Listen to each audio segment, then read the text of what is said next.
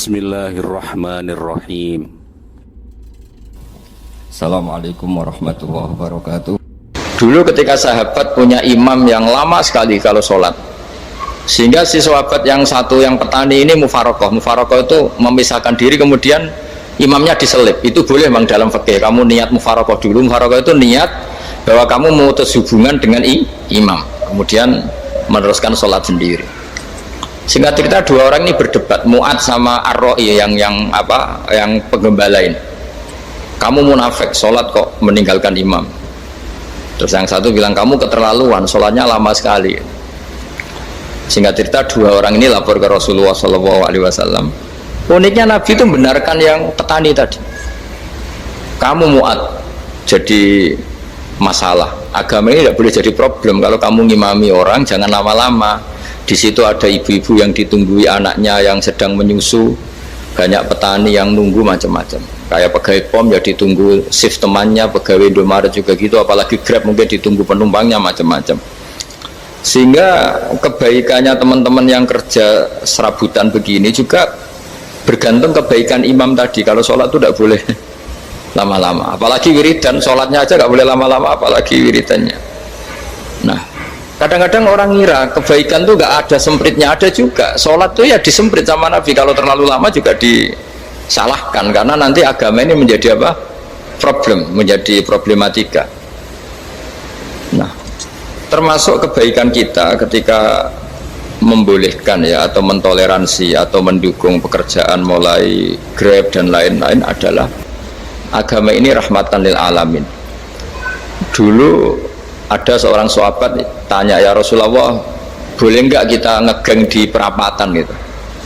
Kata Nabi, ya jangan kalau bisa, tapi kita harus natahaddasannya, itu tempat kita jagungan di perapatan, di tempat-tempat umum lagi, di halte, terus kata Nabi, nggak apa-apa, tapi fa'atut thoriq haqqaha, kamu harus memberikan hak jalan itu. Apa hak jalan itu? Satu, kamu amar ma'ruf, kalau bisa ya nahi mungkar, kemudian bikin suasana orang lainnya menjadi aman. Nah, ini yang catatan. Kalau hitung saja, yang ikut Grab itu berapa ribu? Nah, ini tuh energi besar kalau di atas 100 ribu. Hitung ya teman-teman di Grab, 100 ribu. 100 ribu ini kalau soleh semua, atau setengah soleh lah, kalau soleh banget keberatan dia soleh, setengah soleh.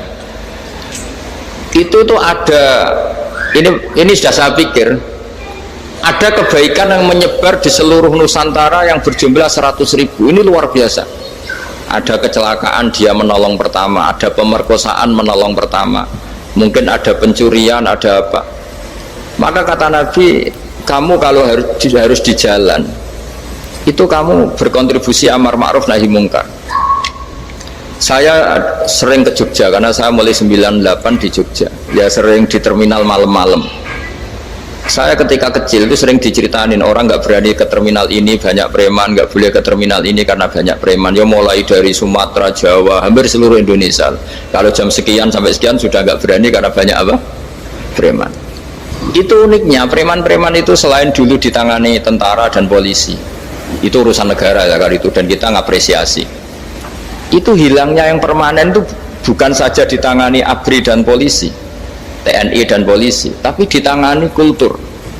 Banyak mulai orang soleh, santri dagangan di situ, ada ojek mangkal di situ, supir taksi mangkal di situ. Terus di sini orang-orang soleh yang menghalau ketika ada perempuan digoda atau perempuan dicopet atau apa.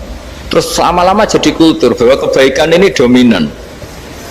Setelah kebaikan dominan ini otomatis menyingkir sedikit demi sedikit. Jadi selain negara ini harus melakukan sesuatu yang seharusnya, yaitu menjaga masyarakat dari kriminalitas, sebetulnya yang paling awet dan paling mudah dilakukan itu tadi, kebaikan harus menjadi kultur bersama. Sehingga kalau terminal kemudian ada mbak-mbak jilbaban yang dagang, terus pak-paknya soleh, ada musola yang hidup, ojeknya juga gitu, terus supir taksinya, lalu kebaikan ini menjadi nilai bersama.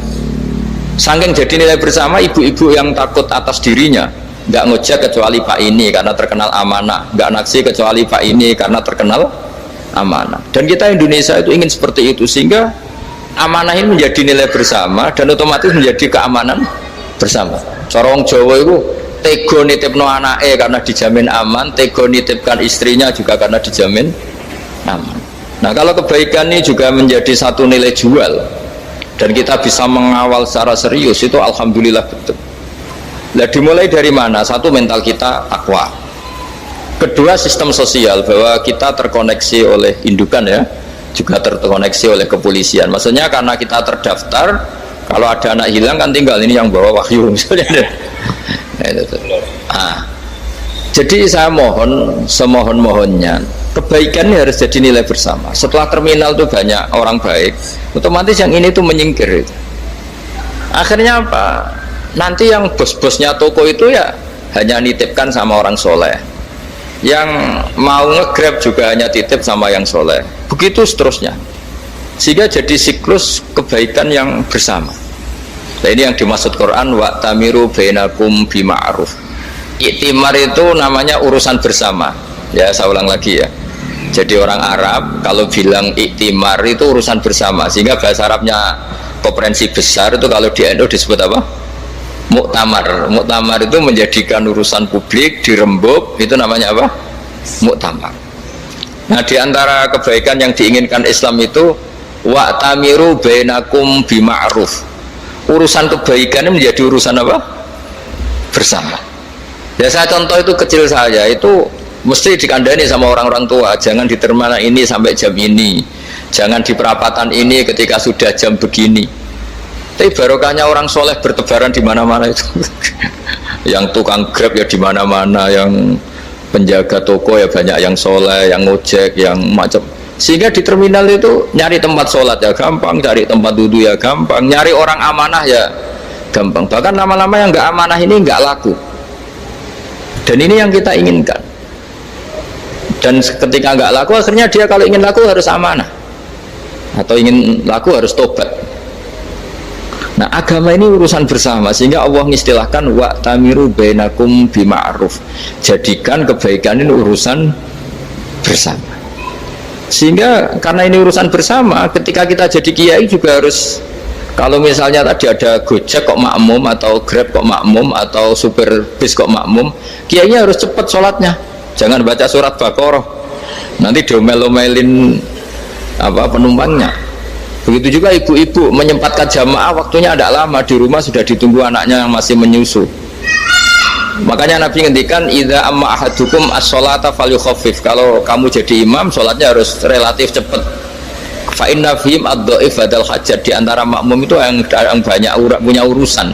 Selain ada yang lemah, ada yang punya banyak urusan.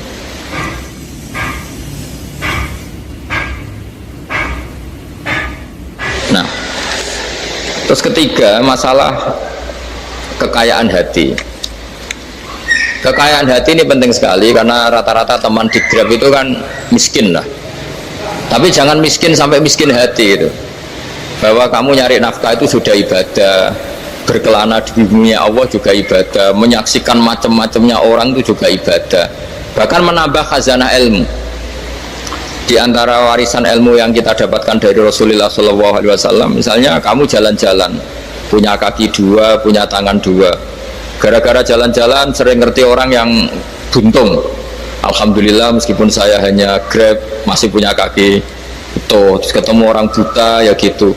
Alhamdulillah ladzi afani mimma btalaka bih. Alhamdulillah saya terselamatkan dari seperti itu. Sehingga melihat orang maksiat juga gitu. Saya meskipun gini terselamatkan dari tempat maksiat, dari, sehingga hidup itu tidak nelongso gitu. Ada nilai lebih yang kita punyai. Jadi di antara kebaikan Islam adalah orang disuruh ingat sisi nikmat.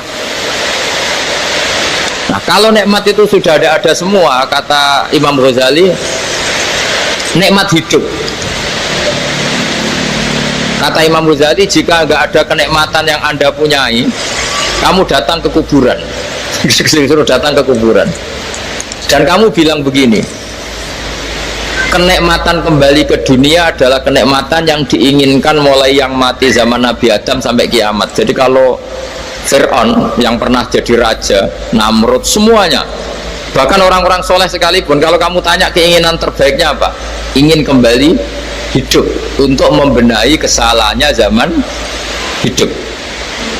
Artinya apa? Kehidupan yang kita miliki sekarang adalah kenikmatan yang dirindukan mulai yang mati zaman Nabi Adam sampai kiamat. Maknanya apa? Kita punya kenikmatan yang luar biasa karena kenikmatan yang dirindukan oleh orang yang sudah mati mulai dulu sampai sekarang. Apapun masalah hidup Anda ini punya kenikmatan yang nggak tertandingi, yaitu namanya hidup. Barokahnya hidup itu kita bisa tobat. Setidaknya ingin tobat. Kalau nggak bisa tobat, ingin tobat. Makanya di Indonesia itu banyak nyuwun sewu, banyak maling yang anaknya itu soleh. Karena kalau ngandani anaknya tetap gini, wes le bapak tok sing lakoni kowe ojo. Bapak tok yang alami ini kamu jangan. Banyak di Indonesia orang nggak bisa baca Quran, anaknya hafid. Karena setiap bodoh itu tidak diwariskan. Wes le bapak tok sing bodoh kowe ojo bodoh. Mungkin teman-teman di Grab juga gitu, wes bapak tok cong sing nasib ngene kowe ojo. Jadi kebaikan begini itu akan terus-menerus diwariskan. Sehingga banyak orang tidak tamat SD anaknya dosen, nggak tamat SMP anaknya dekan. Karena setiap dari kita itu cita-cita kebaikannya menurun ke anak cucunya, keburukannya berhenti di dia. Cara wong Jawa itu bapak tok sing lakoni. Nah, di sini saya jelaskan tentang kekayaan rohani. Jadi saya mohon ketika Anda jalan-jalan nganter penumpang itu harus sering muji Allah Subhanahu wa taala. Ya, saya bacakan ayatnya, at-taibunal abidunal hamidun. Orang baik itu yang tobat, yang ahli ibadah. Di antara definisinya itu as-saihun, yang sering jalan-jalan. Siyaka itu jalan-jalan. Jadi orang paling bejo sak dunia itu sampai harus jalan-jalan ibadah dapat uang. Tapi syaratnya ibadah. Sekali tidak ibadah dapatnya masalah kan? Sering gonjekkan orang cantik terus ingat istrinya tidak cantik. Sering gonjekkan orang yang sopan, yang santun terus ingat andekan ini istri saya di rumah rewel gitu. Jadi kalau kamu tidak taat itu adanya penyesalan. Di lampu merah ada orang naik Ferrari, naik Alphard, sementara kamu di rumah hanya mobil butut, kadang malah tidak punya mobil. Jadi kekayaan rohani itu dimulai dari mana? Dimulai dari taat. Cara berpikir itu taat, bukan maksiat. Sekali Anda cara berpikir maksiat, maka adanya hanya penyesalan. Semakin pengalaman di luar, semakin penyesalan. Karena di luar sana banyak orang yang dapat nikmat yang lebih dari Anda. Tapi sekali Anda taat, kamu akan mensyukuri apa yang Anda miliki dan tidak pernah ingin sama yang dimiliki orang lain. Sehingga orang-orang yang sering pergi itu sama Allah dipuji. Jadi tidak ada nabi kecuali di antara ibadahnya itu jalan-jalan. Fasiru fil ardi. Sehingga semua nabi itu mesti pernah melakukan perjalanan internasional. Rasulullah Muhammad SAW pernah jalan-jalan sampai ke Syam, padahal beliau orang Mekah. Nabi Ibrahim yang orang Syam pernah perjalanan sampai ke Mekah. Karena di antara kearifan itu ya dimulai dari apa? Jalan-jalan tadi. Kamu ngerti orang yang macam-macam. Makanya di antara kebaikan umatku kata Nabi itu siyahah fil ard, sering berkelana. Tapi tentu untuk mengambil pelajaran. At-taibunal abidunal hamidunas saihun. Nah, agama mensupport itu. Sehingga kata Nabi, jika ada orang kok sholat qobliyah, ba'diyah semuanya di masjid, sama Nabi ditegur, la taj'alu buyutakum kuburan, rumah kamu jangan jadikan kuburan, harus dapat jatah apa? Sholat. Kata ulama, kalau ada orang sering sholat di satu titik, itu ditegur, kamu harus ganti titik yang lain supaya saksi bahwa kamu di bumi sholat itu banyak. Jadi kita ya punya nilai positif juga tentang apa? Karena kita sering siyahah, kalau bahasa Arabnya itu sering keluyuran, saksi kita kebaikan juga banyak. Tapi pesan saya paling pokok tadi ya, jadikan komunitas kebaikan itu punya nilai jual. Syukur-syukur fid dunya hasanah wa fil akhirati hasanah. Ya kita bersyukurlah di Indonesia itu. Saya masih ingat kecil saya itu ya sekitar saya umur 15-14 tahun. Setiap mau pergi itu pesannya orang-orang yang sering pergi itu jangan masuk terminal jam ini di perapatan ini, karena yang namanya preman itu dulu dominan. Sekarang sampai jam 2 ada orang pakai jilbab, kadang ya orang pakai peci, yang nggak pakai peci pun ke musola sholat terus. Yes, pokoknya kebaikan itu jadi komunitas dan jadi nilai jual. Bahkan tadi misalnya ibu-ibu yang pergi malam itu kan mesti ada orang-orang yang jadi langganannya karena terkenal apa? Amanah. Yang dititipi anak juga pilih orang yang terkenal apa? Amanah. Nah, nilai amanah ini harus kita jaga terus supaya kamu ya bisa bekerja, orang lain juga nyaman karena amanah tadi, Allah juga senang karena amanah itu perintahnya Allah Subhanahu wa ta'ala. Dan Indonesia harus menuju ke sana. Pemimpin juga harus gitu. Pemimpin bawaannya amanah, bawaannya apa, yang memilih dia juga senang karena nggak malu lah. Tapi kalau kita milih, ternyata kita pilih tahu-tahu ditangkap KPK, kan ya malu gitu. Dulu kita kampanye mati-matian, ternyata dia ditangkap KPK. Tapi kalau dia amanah kan ya senang.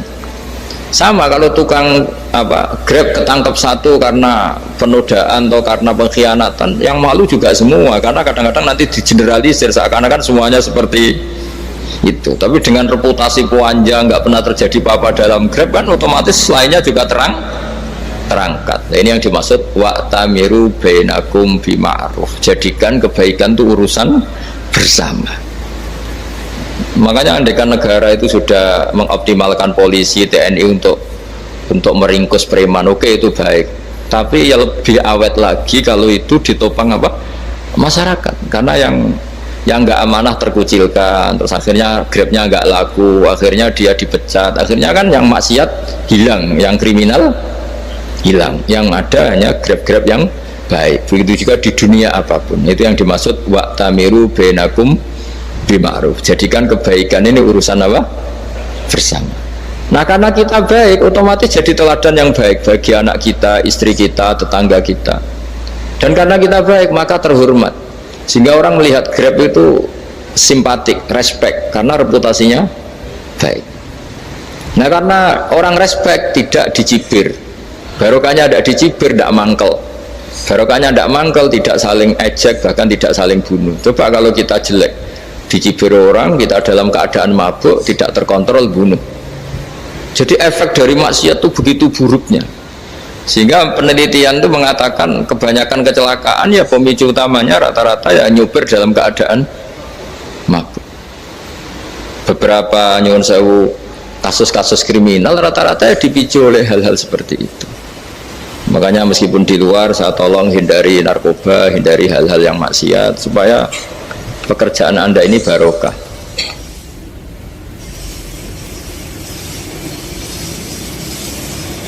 Kemudian yang terakhir saya beri ijazah tentang Al-Fatihah ya, karena ini surat yang populer.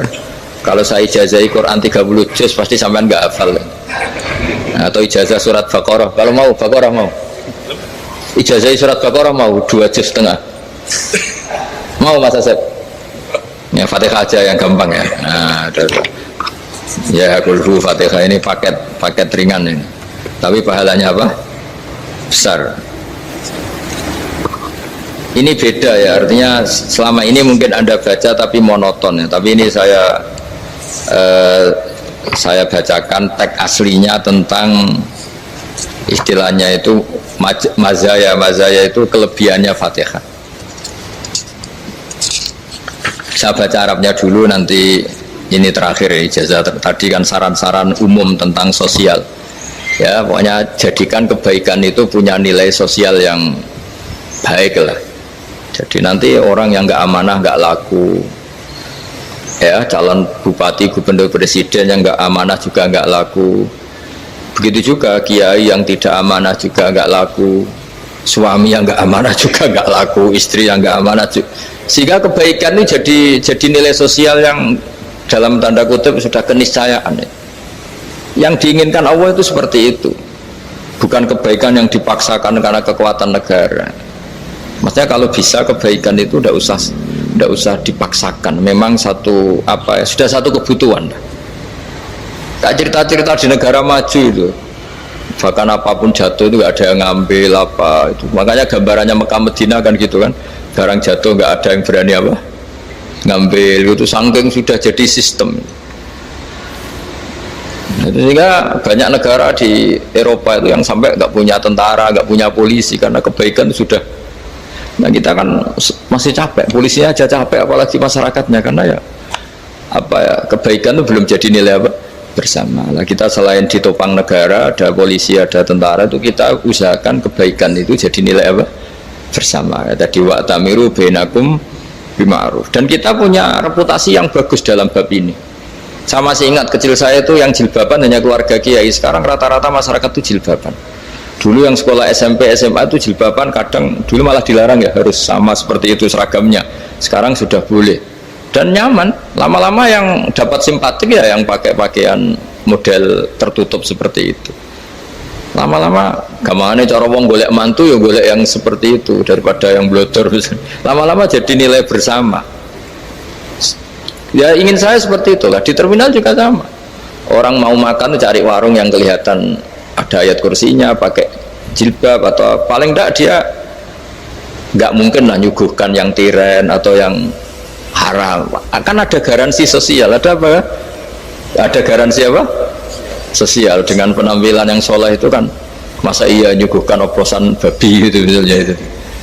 Jadi nilai sosial itu harus ya tadi harus benar-benar jadi nilai sehingga negara biar gak capek-capek. Polisi juga gak capek kan karena tugasnya corong Jawa mau ngawat-ngawati tok tapi tidak perlu tegang karena kebaikan sudah jadi nilai apa bersama. Ya, ingat-ingat ya ayatnya tadi wa'tamiru bainakum bima'ruf. Jadi kebaikan itu harus jadi nilai bersama. Iktimar itu menjadi urusan bersama. Makanya kalau kita rapat besar disebut apa muktamar. Muktamar itu urusan bersama. Ya tadi imamnya sholat juga menopang Gojek karena nggak lama-lama nopang Grab, nopang Kernet, nopang penjaga Indomaret, penjaga bensin, pom bensin. Nah dia hanya punya waktu 5 menit terus imamnya baca Baqarah kan. Iya imamnya mursyid, mungkin dia tambah lama tambah dapat aplaus dari muhibbinnya, tapi makmumnya dia tambah lama tambah dapat penghormatan dari pecintanya, tapi kitanya wah khusyuk wali kan dia dapat status naik lah, kita yang sudah tidak ikut jadi wali diganggu apa pekerjaannya. Kalau ada imam seperti itu sampai mufarokoh saja niat ya Allah sampai sini saja saya makmum orang itu, silakan orang itu punya urusan sendiri dengan jenengan ya sudah atau salib saja apa ya, itu boleh. Kalau dalam fikih namanya apa mufarokoh. Mufarokoh itu niat, tapi kamu jangan langsung selonong mufarokoh, niat dulu pamit sama Allah bahwa sekarang mau mufarokoh. Ya, tapi ya jadi sholat yang aneh kan, imamnya masih rukuk, kamu terus sujud, terus apa-apa selesai ya. Mungkin dalam pandangan itu orang lain ini maksudnya makmum gimana ini kok begini. Tapi sudahlah Allah Maha tahu. Nah, insya Allah dimaklumi. Ya saya baca tentang Fatihah ya, karena sampean pasti sering baca Fatihah. Supaya apa sekaligus jadi jimat lah gitu. Jadi kalau kamu sering di jalan-jalan yang mungkin sepi atau mungkin kan tidak semua teman Grab itu nasibnya bagus yang di Semarang Jogja, mungkin yang di Kalimantan di Papua kan ada yang 10 kilo gak ketemu rumah ya kan ya, lihat di TV itu kan kasihan kan sudah 10 kilo gak ketemu rumah, penumpangnya kuwekar preman tuh kan, ini makan orang enggak kan udah kan ujiannya dua. Kalau penumpangnya cantik itu ya kecoba syahwat, kalau preman takut. Jadi orang itu selalu ujian ya. Sing sedengan itu kan jarang orang itu. Jadi kalau penumpangnya perempuan cantik ujiannya itu syahwat, kalau preman ujiannya ketakutan.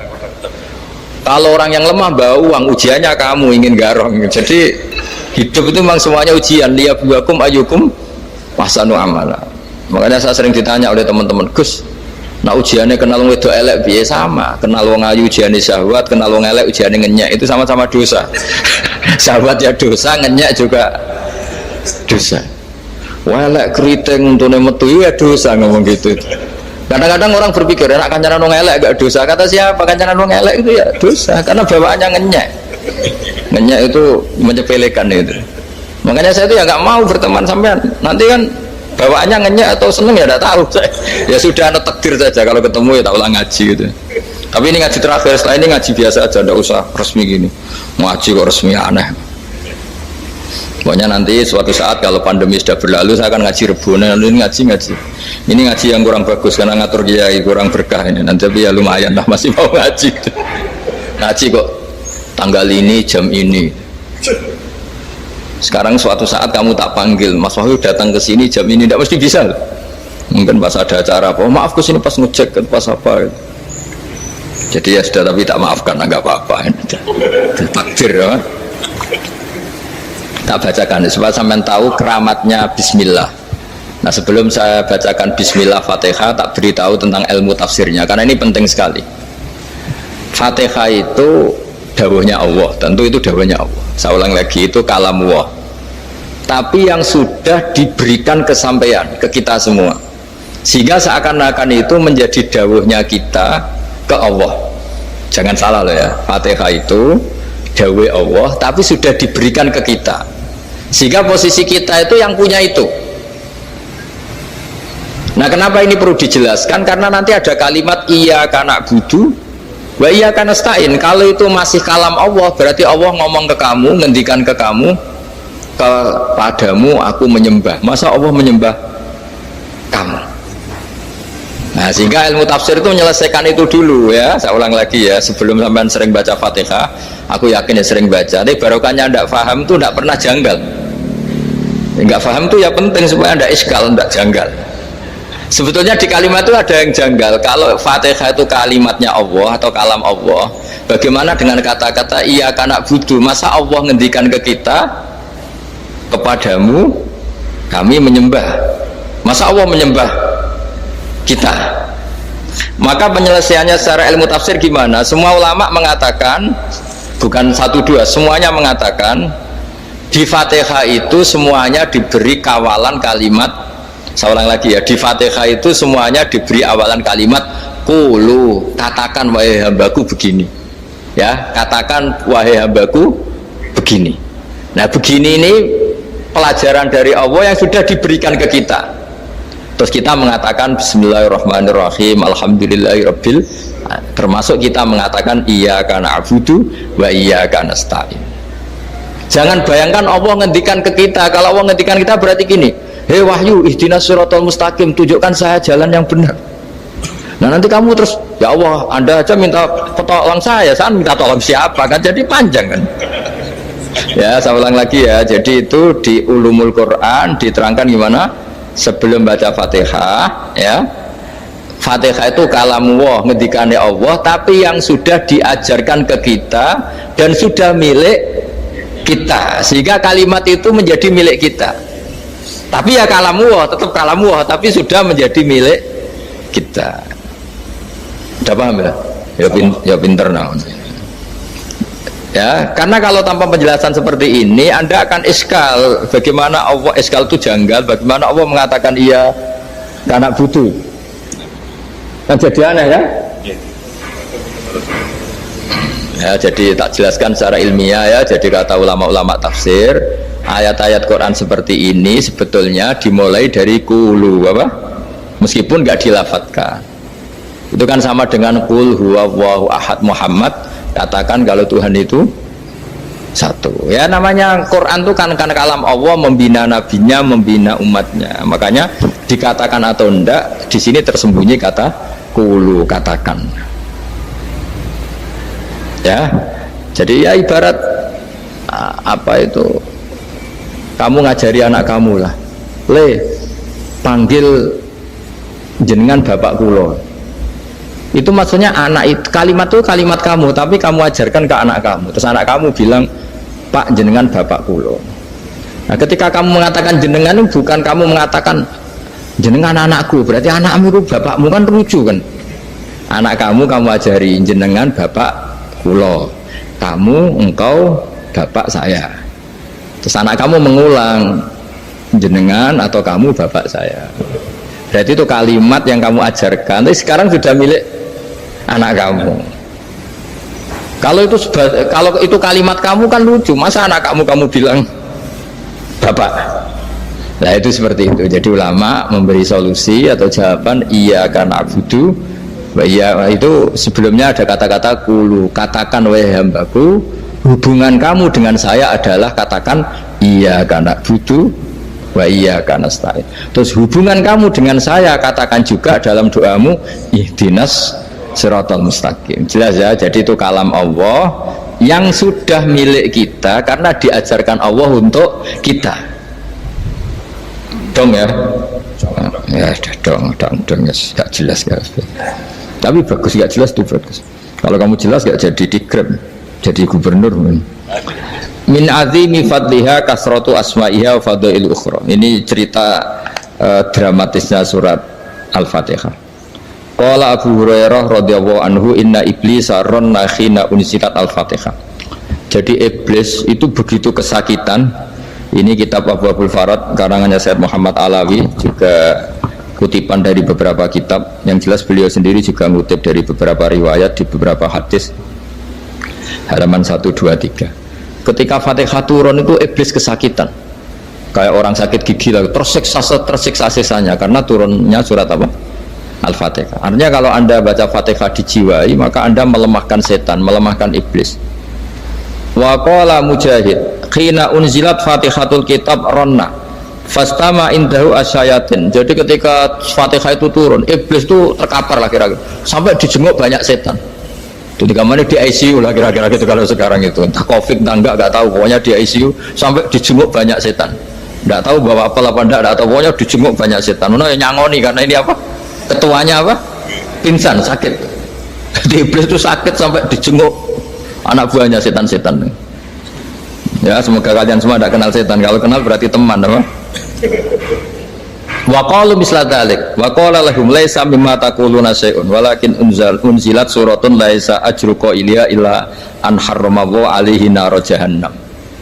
Saya ini bukan sakit fisik, kata iblis. Kamu tidak usah jenguk saya, datangkan dokter terbaik, tidak usah. Saya ini tidak sakit fisik.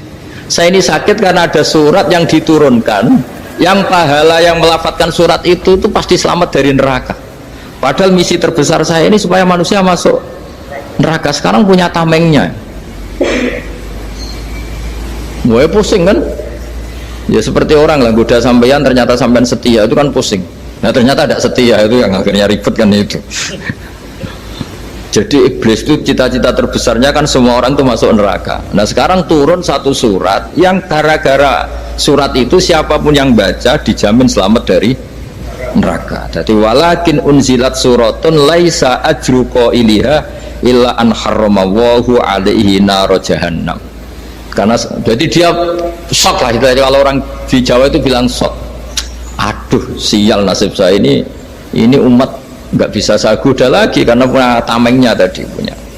Qad tolakaidukum wa makrukum. Rekayasa kalian sekarang itu tidak ada gunanya semua. Nah, ini alhamdulillah di Indonesia kelihatan kan banyak yang miskin, banyak yang susah. Tapi selagi mereka masih sholat, tuh keinginan mencari halal itu masih tinggi. Kayak apa kita di tengah kota, jauh dari anak istri, jauh dari tetangga. Biasanya kalau orang jauh dari anak istri, tetangga kan sakar PDW. Tapi yang soleh masih banyak, sudah jauh dari keluarga tetap lurus. Loh, kalau yang dekat lurus kan wajar, konangan wong akeh kan. Ini sudah jauh masih lurus. Nah ini nggak lepas dari barokahnya surat apa? Surat Fatihah tadi. Jadi karena ada surat yang menjamin pelafalnya atau qailiha terbebas dari api neraka. Wa qalat as-sayatinu lahu is ayyusa'in ta'muruna ya maulana. Faqala lahum idhabu wajtahidu hatta tukhfilu qulubahum hatta la yaqulu hadhihi surah. Lalu kita gimana? Jari para setan begitu. Lalu kita gimana? Terus kata iblis, sudah bikin mereka lupa sehingga tidak baca lagi. Selagi masih baca kita pasti keok. Jadi kalau sampean sudah jarang baca Fatihah itu berarti sudah bagian dari kemenangan apa? Iblis. Jadi kalau sampean sudah jarang baca Fatihah itu berarti bagian dari kekalahan Anda, kemenangan iblis. Masih sering baca? Alhamdulillah. Berapa kali? Pertama kali sholat. Dan sama lagi? Ya, kalau ngajarin itu juga saya juga. Kok 5 kali tok itu? Berarti pas sholat fardu tok itu? Enggak 5 kali itu, mendingan itu 17. Kamu itu ngitungnya jangan 5 ini. 5 waktu saja. 5 waktu itu berarti lumayan kan? Berapa? 17 ya? Ya. 17 ya? Ya 17, tapi kalau makmum tuh sering separuh kan, apalagi makmum terawih. Ya kan? Makmum terawih itu bacanya Fatihah ada yang sempurna enggak ya? Ya enggak lah. Baru alhamdulillah rabbil alamin mampu ruko ikut ruko ini gitu. Makmum kan. Yang tarawih loh Mas. Kalau tarawih jarang sempurna ya. Fatihahnya itu. Kan imam sudah ruko. Kamu bacanya Fatihah sampai mana tuh? Baru setengah ya. Ya paling pas tarawih aja kan enggak sempurna ya. Apalagi kalau imamnya sing kilat, waduh malah. Nah ketika Fatihah itu sebegitu keramatnya, sebegitu topnya, itu setan rapat, singkat cerita itu yang tadi dipimpin oleh iblis yang sedang terkapar apa? Terus tali obatnya nggak ada, cuma dia shock karena ada surat yang turun yang melafatkan itu pasti selamat dari apa? Neraka. Nah ini gimana saran Anda? Terus sarannya adalah bikin orang-orang itu lupa, tidak baca Fatihah. Nah ini rapatnya iblis. Idzabu wajtahidu hatta tufilu qulubahum hatta la yaqulu hadis surah kala yuksiru qira'ataha wa la yakunu lahum ajrun wa thawabun bal yakunu lahum adzabun wa iqabun.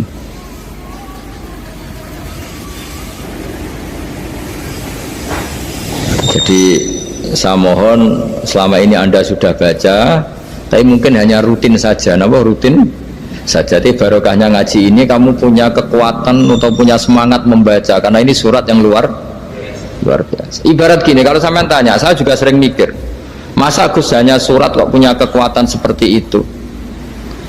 Di dunia ini kata Allah, mulai Nabi Adam sampai kiamat, nggak ada yang bisa menandingi kekuatan kalimah. Kalimah itu kata-kata, nggak ada yang bisa menandingi kata-kata. Misalnya Anda nge-grab berangkat, istri cuek, berangkat cuek, itu beda dengan ketika meskipun satu kalimat, wes Pak, muga-muga dilindungi pangeran, mungkin jenengan selamat, itu menjadi teduh dan semangatnya luar biasa karena kayak mendapat support. Jadi kira-kira kalimat itu hubungannya kita dengan Allah. Fatihah itu seperti itu, kamu melafadzkan satu kata-kata yang dibenarkan langit bumi, dibenarkan aras, dibenarkan malaikat, dibenarkan semua penghuni di dunia ini, sehingga itu efeknya luar biasa. Itu seperti gini ya, kamu cerai sama istri terus nikah lagi katut babon 10 tahun anak kamu dididik ibunya benci kamu dan memang Anda layak dibenci dan sampai nggak pernah manggil kamu Pak. Suatu saat kamu tentu rindu kan ingin dipanggil bapak oleh anak kamu. Suatu saat anak ini manggil kamu Pak itu senengnya bukan main, hanya sebuah kata-kata. Makanya kadang-kadang orang itu tanya sama kiai, ijazah lafadz ini gunanya apa sih? Itu ijazah itu untaian kata-kata, yang kata-kata ini dibenarkan langit dan bumi dan aras dan para malaikat, sehingga efeknya itu luar. Nah ibarat seperti itulah, kamu melafadzkan Fatihah itu melafadzkan kata-kata yang dibenarkan Allah dan Rasul dan semua malaikat, semua penghuni langit, maka ini efeknya pasti luar. Nah di sini lah orang-orang dulu itu tahu keramatnya itu, sehingga ketika melawan Belanda, melawan Jepang dulu itu kalimat-kalimat itu menjadi mantra yang luar biasa. Doa yang luar biasa. Tapi di era modern karena orang sudah tidak ngerti itu, dianggap itu mantra, jimat, khurafat, bid'ah, waduh ribet meneh malah. Sebetulnya tidak seperti itu. Memang kata-kata ini kekuatannya luar biasa. Sama kesakitan hati kamu juga karena itu. Wis ngojek wangilan. Lha Pak di bojo kok kowe gagah tok kere. Wah, iku seling terus mesti. Padahal kalimat itu kan tidak melukai secara fisik, tapi apa kerjanya sesuk sarasa-rasen. Karena terus dengan pengadilan seperti itu kan, ngapain kerja demi perempuan yang seperti ini? Lagi-lagi kata-kata ini luar. Nah bayangkan kalau kata-kata itu adalah kalimat yang diajarkan Allah lewat Rasulnya, lewat malaikat Jibril. Kayak apa kekuatannya itu? Nah, kira-kira Fatihah itu gitu. Kalimat yang baik, kalimatan thayyibah diajarkan oleh Allah dan Rasul. Kayak apa kira-kira kekuatannya? Pasti luar biasa. Wong support yang dikatakan istri kita, anak kita aja luar biasa, apalagi ini support yang diajarkan Allah dan Rasul. Ya makanya saya mohon kalau baca Fatihah, baca kalimat-kalimat thayyibah ketika sholat itu dijiwai. Ya misalnya Rabbana lakal hamdu mil'us samawati wa mil'ul ardi wa mil'u ma syi'ta min syai'im. Engkau zat yang layak dipuji, dan pujian ini memenuhi langit dan bumi. Karena kita tahu nggak ada sejengkal di alam raya ini kecuali di situ ada rahmat Allah. Misalnya kamu bisa lewat sampai rumah saya, kamu mungkin anggap biasa saja. Coba kalau ngalami likuifaksi, tahu-tahu bumi ini ambles, bisa ngelewati yang likuifaksi itu luar. Tanyakan orang pernah ngalami likuifaksi di Sulawesi, itu melihat bumi bisa diinjak gak ambles itu, wah luar. Sama nggak ngalami itu sehingga lewat bumi ya biasa aja. Coba kalau ngalami seperti tidur, ya biasa aja. Coba kalau ada gempa, bahwa bumi tenang ini sudah nikmat yang luar biasa. Masa kamu ngakui nikmat nunggu digituin? Ya kan? Nah, makanya baca Fatihah dijiwai lah bahwa ini kalimat yang luar biasa. Nah, saya teruskan ya. Warwa Muslimun fi sahihihi an Ibnu Abbas radhiyallahu anhuma annahu qala bainama Jibril alaihi salam qaidun dan Nabi itsami anaqidan min fawqi farafa ra'sahu faqala hadza babun minas sama futihal yawma lam yuftaqadu ilal yaum fanazala minhu malakun faqala hadza malakun nazala ilal ardi wa lam yanzil qattu ilal yauma fasallim waqal absyir binuraini qad utitahuma lam yu'tahuma nabiyyun qablak Fatihatul kitab wa khawatimu suratil Baqarah. Jadi suatu saat Jibril ini jagongan kira-kira gitu sama Rasulullah, tahu-tahu langit itu gemuruh. Langit gemuruh kata Jibril, terus semuanya ngangkat kepala ke langit. Ini pintu langit baru ini dibuka, yang sebelumnya tidak pernah dibuka seperti ini. Turunlah malaikat, yang malaikat ini pun malaikat spesial, yang nggak malaikat murahan lah kira-kira gitu, yang nggak pernah turun ke bumi kecuali juga saat itu, dengan penyambutan yang luar biasa, dengan semuanya tidak pernah terjadi hanya karena bahas surat Fatihah. Jadi ini surat yang luar biasa, pengawalannya lewat malaikat yang spesial, nggak pernah turun di bumi kecuali saat itu, penyambutannya juga nggak pernah seperti itu, baru seperti itu. Jadi semuanya itu spesial. Nah, kenapa ini spesial? Karena di situ ada isi puja-puji kepada Allah Subhanahu wa ta'ala. Ada ikrar kita, alhamdulillah rabbil alamin ar-rahmanir rahim. Ikrar ini penting. Kalau contoh paling gampang gitulah, kamu punya istri selama ini cerewet terus, suatu saat ngomong, Pak, tak angen-angen rawono wong lanang koyo sampeyan. Itu langsung tidak ada lelaki sebaik engkau. Itu sama senengnya, masya Allah, karena ada ikrar dari seorang istri ke kamu. Nah, bayangkan kalau ikrar kita sebagai hamba diakui oleh Allah Subhanahu, maka ikrar ini akan dicatat sebagai kebaikan kita yang kita panen nanti di akhirat, karena ada ikrar. Kita ikrar bahwa alhamdulillah rabbil alamin, kita ikrar ar-rahmanir rahim, kita ikrar maliki yaumiddin, kita ikrar iyyaka na'budu wa iyyaka nasta'in. Sampean misalnya jadi orang Indonesia, ketemu orang Indonesia yang makmur di Jerman, terus lupa Indonesia. Kamu orang Indonesia? Enggak, saya enggak orang Indonesia. Mangkel gak kira-kira? Mangkel. Karena salah ikrar kan gitu. Ya, jadi saya mohon jangan anggap kalimat itu hal yang biasa, tapi luar biasa. Nggih, ngoten mawon. Assalamualaikum warahmatullahi wabarakatuh.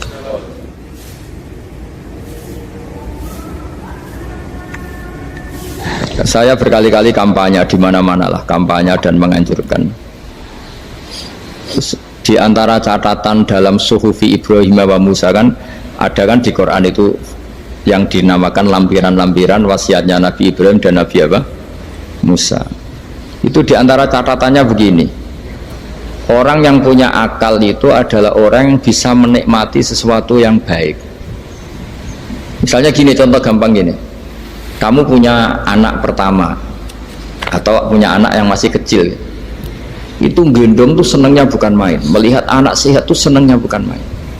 Mungkin saat itu banyak orang yang sedang maksiat dengan perempuan nakal atau dengan teman-teman nakalnya, yang nganggap seperti itu tidak nikmat. Tapi andaikan ini ditimbang ya ditimbang, yang maksiat betulan misalnya paling ukuran bahagianya itu 70%. Tapi yang ini, yang nimang anak baru lahir atau masih kecil, corong Jawa ngeloni anak, bisa saja bahagianya itu sampai 100%. Artinya selama ini kesalahan kita adalah nganggap maksiat itu pasti menyenangkan dan taat itu tidak menyenangkan. Makanya saya berkali-kali fatwa, untuk melawan kenikmatan maksiat, orang harus terbiasa menikmati taat, menikmati kebaikan. Jangan kira kita nimang istri nikmat, nimang anak nikmat, ketemu teman yang lama tidak ketemu juga nikmat. Artinya kita akan melewati berjam-jam untuk jagungan sama teman, sama anak, sama istri. dan itu harus kamu nikmati supaya mengganti tidak berkebutuhan nikmat yang lewat jalur maksiat. Jadi saya mohon sarana-sarana yang menyenangkan itu, yang taat itu kita maksimalkan. Makanya bapak saya tuh sering pesen, kowe nak ngaji sing guyon, sing seneng. Nanti wong maksiat tuh karena cari kesenangan. Coba kalau kesenangan itu sudah didapatkan saat taat, maka tidak butuh lagi kesenangan yang berbentuk maksiat. Makanya orang-orang wali dulu kalau sudah sholat itu gak bisa berhenti karena merasa nikmat. Makanya Nabi pernah ngendikan wa qurratu aini fi sholat, nyaman saya itu kalau sedang sholat. Itu tadi. Bayangkan kalau besok itu pasti mati. Makanya latihannya harus gitu. Bayangkan besok itu pasti mati. Berarti itu hari terakhir kamu. Ya, hari dengan merasa hari terakhir itu kalau kamu maksiat kan malu. Waduh, mati pas. Makanya sholli sholata muwaddiin, kamu sholat seakan-akan itu sholat terakhir. Dan bayangkan akhirat itu wa'mal li akhiratika ka'annaka tamutuhu, dan bayangkan akhirat itu besok kamu mati. Sehingga ketemu istri ya seneng karena ini pertemuan terakhir, ketemu anak ya seneng ini pertemuan terakhir, sholat juga tenanan karena ini sholat terakhir. Sehingga kalau mau maksiat tuh takut, jangan-jangan ini kehidupan saya terakhir kok tak pakai seperti ini. Nah, jadi diantara resepnya itu apa tadi? Nganggep ya ibadah itu menyenangkan. Nah, gitu. Pinter.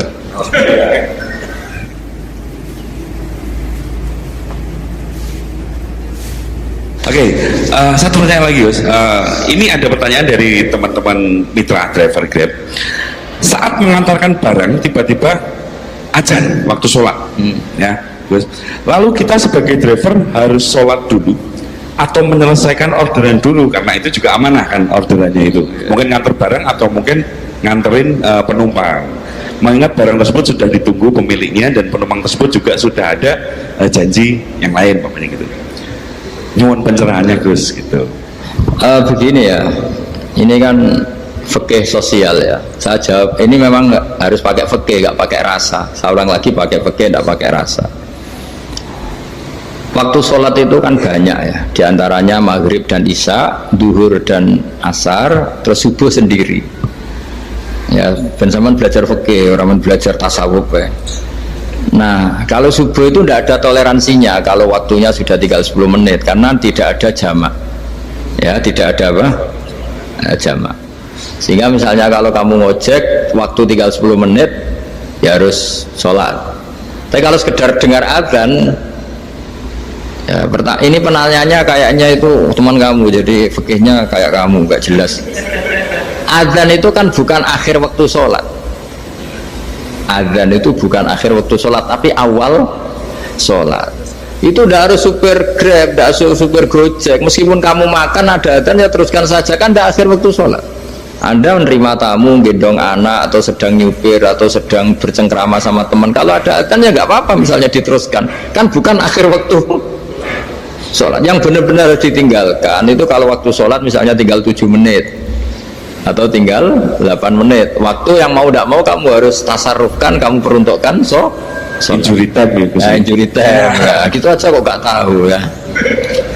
Nah, lalu misalnya kalau pertanyaan tadi mestinya kelasnya itu kelas afdoliyah, utamanya gimana? Kalau wajibnya belum ada karena kan waktunya masih panjang.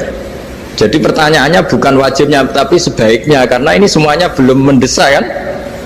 Andai kan kamu teruskan nganter barang kan tidak ada jaminan waktunya habis.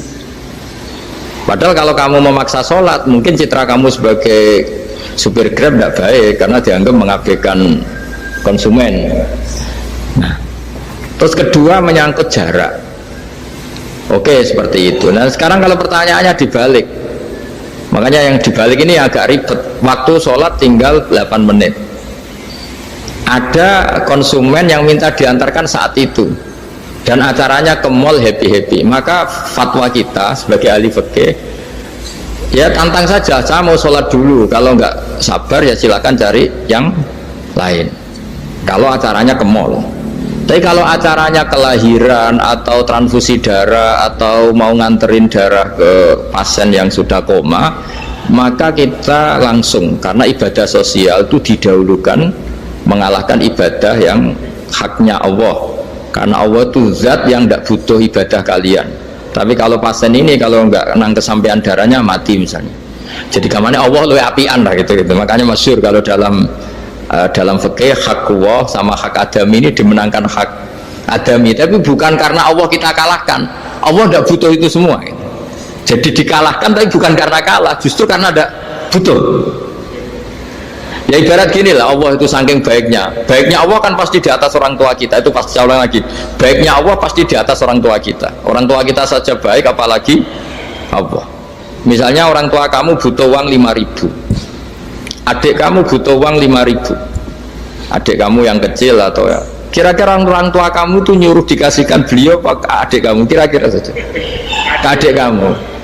Nah Allah itu saking baiknya, hal yang terkait Allah, misalnya tadi sholat tepat waktu sama ibadah sosial, itu disuruh ibadah sosial. Karena ini kalau nggak kesampaian transfusi darahnya atau apalah, atau kamu dokter yang harus mengurus operasi, waktunya tinggal 5 menit, kamu harus ngoperasi pasien dulu, karena Allah bisa menerima sholat kamu. Nah tak terangkan lagi, ini fikih terus. Lalu sholat yang apa? Kalau sholat itu antara maghrib dan isya, dan nanti yang terlambat itu maghrib, kita ngikuti ulama yang mengatakan jika ada darurat maka maghrib dan isya boleh dijamak meskipun tidak atas nama pergi. Kan jarak kamu kan tidak jarak masafatu qasrin. Artinya apa? Misalnya saya dokter harus operasi, waktu saya tinggal 8 menit mau maghrib, ternyata harus ada operasi. Kalau saya nggak nangani mati, saya harus operasi. Dan nanti waktu saya maghrib habis itu tidak harus dikatakan qadha atau yang mengeluarkan maghrib dari waktunya. Bisa saja menurut ulama dianggap boleh dijamak takhir dengan isya, karena kondisinya masih waktu jam'in. Begitu juga zuhur dengan asar. Tapi kalau waktunya itu asar, tinggal 8 menit, kemudian harus ada operasi, ya kita operasi. Waktu asar kita mundur sampai maghrib, namanya qadha yang dimaafkan Allah. Ya namanya tetap qadha karena asar gak bisa dijamak dengan maghrib. Jadi ini fikih ya. Jadi jawabnya harus jelimet. Jadi saya ulang lagi ya. Tadi kan pertanyaannya dengar adzan. Kalau adzan kan waktunya masih panjang. Apalagi misalnya maghrib kan waktunya kan taruh saja ada waktu 1/4 jam. Ternyata andekan kamu antar hanya butuh waktu 7 menit, kan nggak ngefek sama sama nyanda.